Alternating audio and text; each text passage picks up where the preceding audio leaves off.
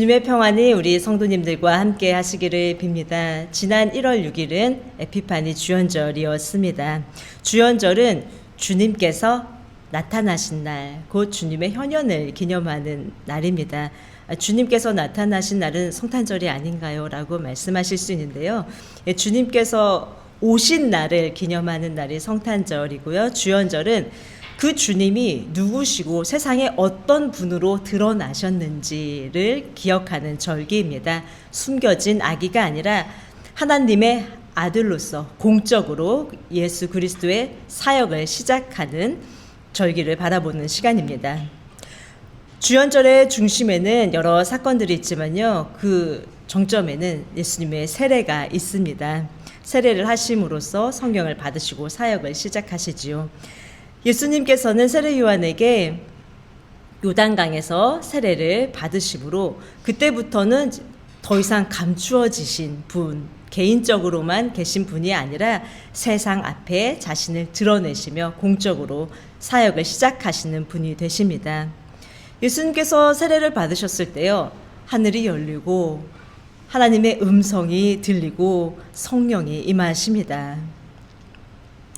우리 성도님들께서도 혹시 그런 경험이 있으신지요? 하늘이 열리는 것 같고 성령 충만하고 주님의 음성이 들리고 그럴 때면 기쁨이 너무 충만하고 하나님의 사랑을 내 한 몸에 다 받는 것 같아서 말씀대로 살아보려고 노력하게 됩니다. 그렇게 말씀대로 기쁨을 가지고 살아보려고 하지만 나의 삶을 통해서 주님의 나타나심을 증거해야겠다라고 하며 살아가려고 해보지만 막상 현실을 살아가다 보면 그것이 그렇게 쉽지만은 않습니다. 그렇게 충만했던 기쁨은 어느새 사라지고요.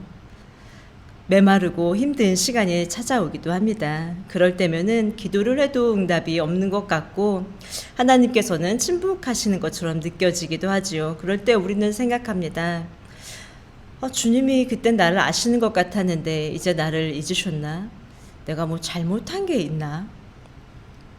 오늘 본문은 바로 그런 순간에 우리가 기억하고 붙들어야 할 주님의 음성이 무엇인지를 보여줍니다. 오늘 본문은 예수님의 공생애가 시작되는 장면이고요. 이 장면은 세례를 통해서 예수님의 사역이 시작되는 단순한 이야기가 아니고 고난의 길로 들어가기 직전에 들려온 하나님의 음성이 무엇인지를 말해주고 있습니다. 오늘 말씀을 통해서 우리 성도님들께서도 주님의 음성을 들으시기를 축복합니다. 네, 오늘 13절 그때라는 말로 시작하는데요. 헬라어 토테로 보통은 그때로 성경에서 번역이 됩니다. 4장 1절에서는 그 즈음에로 번역이 되기도 하고요. 그때의 그 즈음에로 번역이 되는데요. 다 같은 단어입니다. 특히 마태복음에 이 단어가 많이 나오는데요. 마태는 그때 어떤 특정한 때를 나타낼 때 이 단어를 사용하지 않고요. 장면이 바뀌고 새로운 문단이 시작될 때, 이야기가 전환될 때 이 단어를 사용합니다. 이제 새로운 주제가 시작되었습니다. 어떤 주제냐면 바로 예수님께서 세례 요한에게 세례를 받으러 나오셨습니다. 세례 요한은 예수님을 한눈에 알아봅니다. 그리고 말하죠. 아니 내가 선생님한테 세례를 받아야 되는데 어떻게 선생님이 나한테 오십니까? 이미 세례 요한은 예수님을 메시아로 인식하고 있습니다. 요한은 이전에 이렇게 이야기했습니다. 나는 여러분에게 물로 세례를 베풀지만 내 뒤에 오시는 분은 여러분에게 불과 성령으로 세례를 베푸실 것입니다. 라고요. 그런데요, 나는 물 세례를 베푸는데 불과 성령으로 세례를 베푸시는 분이 나에게 오셔서 세례를 베풀어 달라고 하고 있습니다. 오늘 본문에서는 예수님께서 아직 사역을 시작하시지는 않았지만 본인이 누구이신지를 정확히 알고 계셨지요. 삼위일체 하나님이시지요. 그런데 그 하나님께서 삼위일체 되신 분이 세례를 받을 필요가 있었을까요? 게다가 요한이 베풀어주는 세례는 죄를 사해주는 물세례입니다. 예수님께서 용서받아야 할 죄가 있었을까요? 예수님이 세례를 받으신 이유는 죄를 용서받기 위함도 아니고 혹은 세례 요한의 가르침을 따르기 위함도 아니었습니다. 다만 자기 백성과 하나가 되기 위해서였습니다. 당시 수많은 사람들이 나와서 세례 요한에게 세례를 받았습니다. 예수님께서는 그들과 같은 자리, 같은 물속으로 내려가십니다. 백성들과 함께 모든 경험을 함께 하시고 그들과 하나가 되십니다. 우리와 하나가 되십니다. 그리고 우리와 동일한 자리에서 구원의 길을 시작하기 위해서 세례를 받으십니다. 그러므로 우리도 때때로 물 가운데 있는 것 같은 때에도 두려워하지 마십시오. 이사야서 43장 2절에 내가 물 가운데 지나갈 때에도 내가 너와 함께 하리라 라고 말씀하신 우리 주님께서 실제로 우리와 함께 물 가운데로 들어가셔서 세례를 받으셨고 지금도 우리와 항상 같은 곳에 거하십니다. 예수님은 요한에게 그때 어떻게 주님이 나에게 오십니까? 라고 했을 때 요한에게 이렇게 대답하십니다. 15절 말씀입니다. 15절 말씀을 다 같이 읽겠습니다. 시작. 예수께서 그에게 말씀하셨다. 지금은 그렇게 하도록 하십시오. 이렇게 하여 우리가 모든 일을 이루는 것이 옳습니다. 그제서야 요한이 허락하였다. 아멘. 예, 지금은 헬라어 아르띠입니다. 예수님께서는 나중에 언제가 아니라 지금은 그렇게 하자, 지금 동참하자고 말씀하십니다. 사실 예수님께서 메시아로 드러나시고 사역을 시작하시게 된다면 세례 요한이 아니라 그 누구라도 예수님께 세례를 베푸는 일은 할 수가 없겠지요. 아직은 주님께서 세상에 드러나지 않으셨기 때문에 가능한 일입니다. 또 예수님께서는 요한에게 의를 함께 이루어 가자고 합니다. 예수님 스스로는 의를 못 이루셔서 요한의 도움을 요청하는 것일까요? 요한의 도움이 없이는 주님께서 사역을 완성하실 수가 없으실까요? 그렇지 않지요.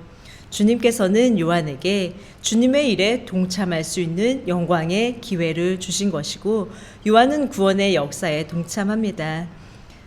사실 여러 번 말씀드렸던 것 같이 당시에는 세례 요한의 제자들과 예수님을 따르는 이제 공동체가 후대에 약간 라이벌 같은 구도가 형성되는데요. 그래서 제자들끼리 서로 견제를 했었습니다. 그런데 정작 예수님께서는 세례 요한과 협력하자고 하시는 모습을 우리는 볼 수 있습니다. 주님께서는 오늘도 우리에게 지금 동참하자고 하십니다. 우리가 주님께 예배드리고 주님의 말씀대로 살아가고 이웃을 돌보고 그 모든 순간들이 주님의 일에 동참하는 것입니다. 매 순간 지금 주님의 일에 동참하시는 영광을 누리시길 바랍니다. 예수님께서 세례 요한에게 헬라어로 디카이오수네, 의를 이루자고 말씀하시는데요. 의가 무엇인데 뭐를 함께 이루자고 하시지? 마태복음에서 이 마태가 말하는 의는요, 우리는 보통 도덕적인 의를 생각하지요. 그런데 도덕적 완전함을 마태는 의미하지 않습니다. 우리는 얼마 전에 예수님의 아버지 요셉이 의로운 사람인 본문을 살펴보았는데요. 그때 의롭다는 것은 율법을 철저히 지켜서 마리아가 죄를 지은 것을 드러내는 것이 아니었지요. 오히려 마리아를 향한 요셉의 배려가 의로 여겨졌었습니다. 그것이 바로 나의 의가 아닌 우리 주님의 의입니다. 그리스도교의 의를 딱 한마디로 정의한다면 하나님의 목적입니다. 하나님의 목적이 무엇일까요? 그 목적은 바로 분명합니다. 성경에 기록된 대로 수많은 예언자들이 말한 대로 자기 백성을 구원하시는 것이 주님의 목적입니다. 그 구원을 이루기 위해서는 요셉과 같이 사랑, 배려, 돌봄이 필요합니다.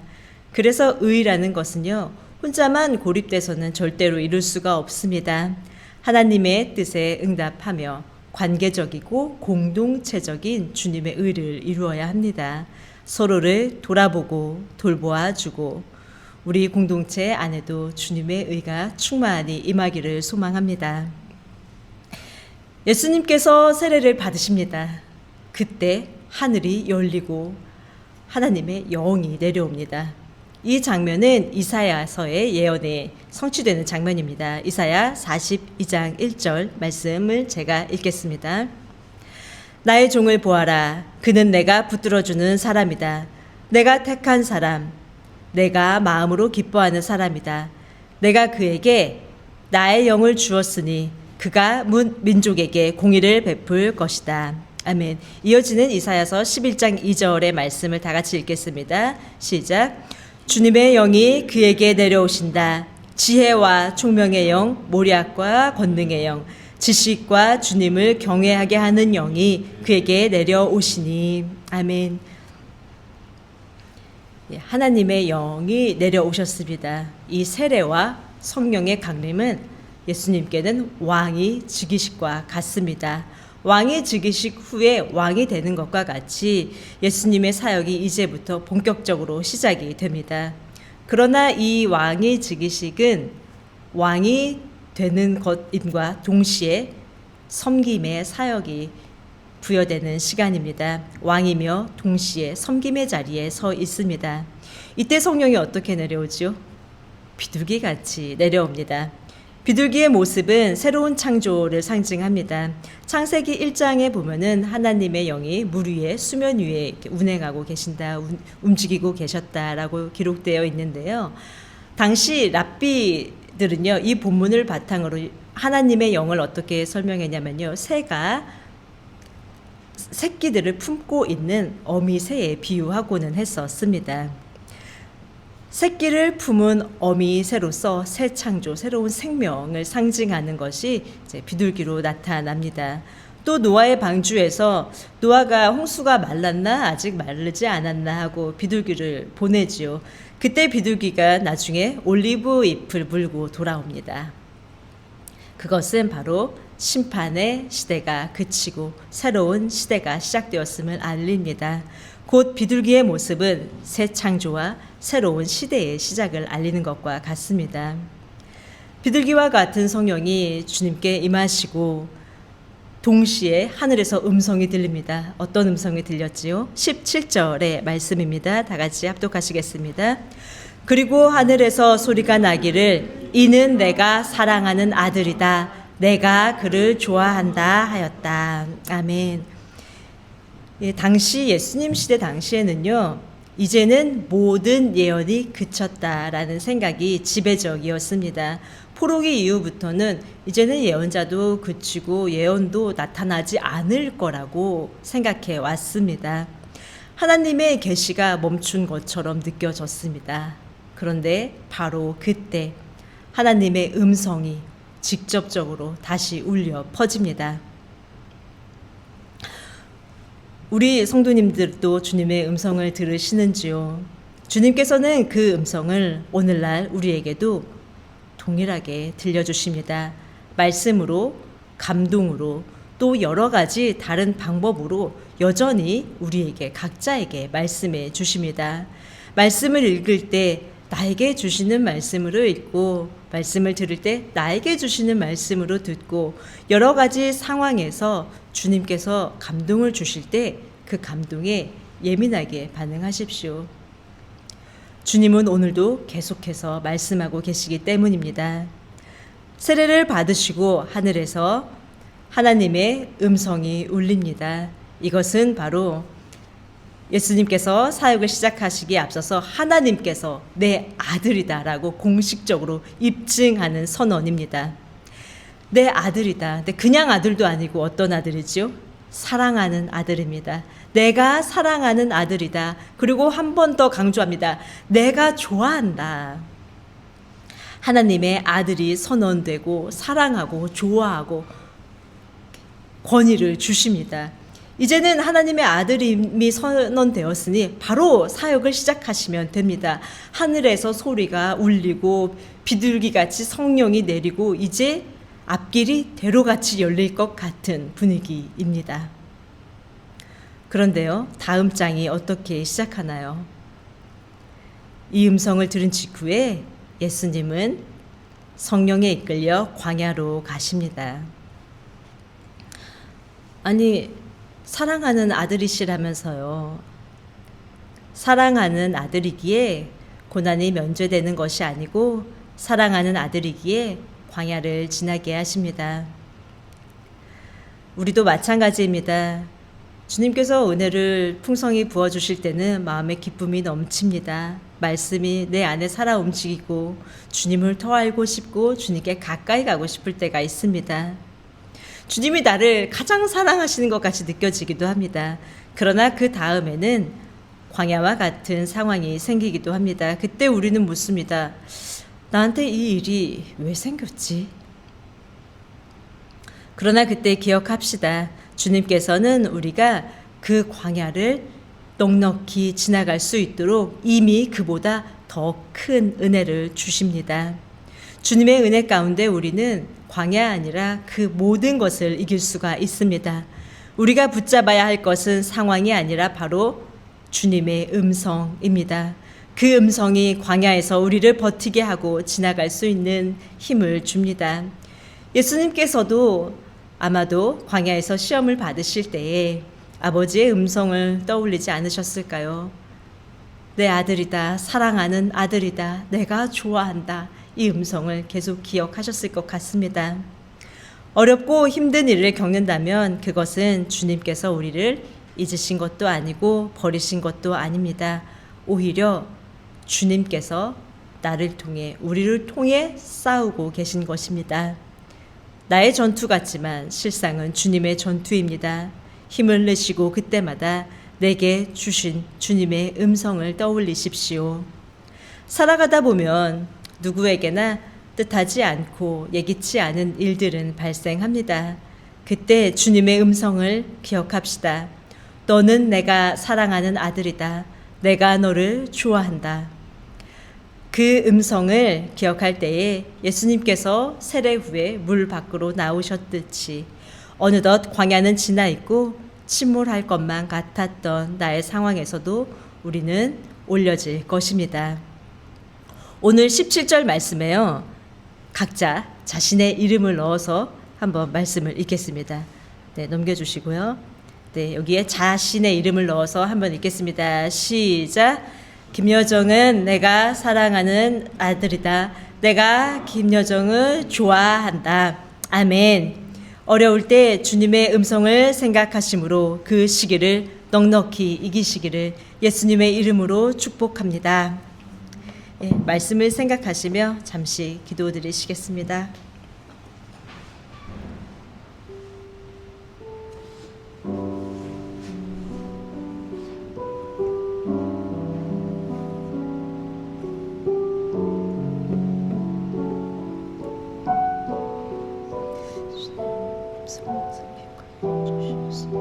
어려울 때는 잊고 기억하지 못하는 긍휼히 주시옵시고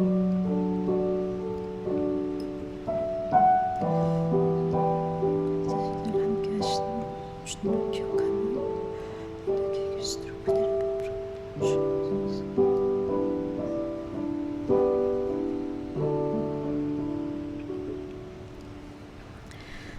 사랑의 주님, 우리와 하나가 되시기 위해 내려오신 주님 감사합니다. 우리가 살아가며 광야와 같은 시간을 지날 때 침몰할 것 같은 상황에서 눈에 보이는 상황에 마음이 흔들리고 주님의 음성을 잊어버릴 때가 많습니다. 그때 우리가 사랑받는 하나님의 자녀라는 음성을 오늘 우리 삶 속에서 붙들게 하여 주옵소서. 성령으로 우리와 함께 하시며 주연절에 드러난 주님의 임재를 기억하게 하시고 새로운 한 해를 살아가는 동안 때때로 광야 같은 시간 속에서도 혼자가 아님을 잊지 않게 하옵소서. 그리하여 주님의 제자로 살아갈 수 있는 힘을 허락하여 주옵소서. 우리와 끝까지 함께 하시는 예수 그리스도의 이름으로 기도드렸습니다. 아멘.